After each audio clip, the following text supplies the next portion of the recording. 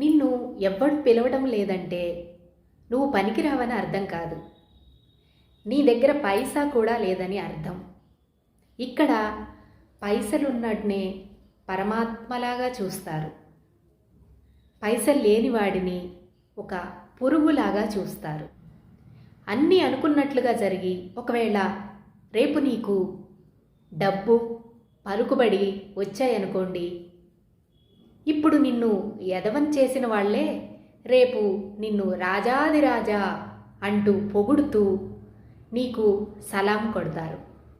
అందుకే నువ్వు ఎక్కడ పుట్టావు, ఎలాంటి దరిద్రంలో బతికావు అనేది ఎవ్వరికీ అవసరం లేదు. అర్థమవుతుందా? నీ దగ్గర ఎంతుంది, ఇప్పుడు ఎంత సంపాదిస్తున్నావు అనేదే కావాలి. నేను చెప్పింది నిజమా కాదా? మీ అభిప్రాయం ఏంటి?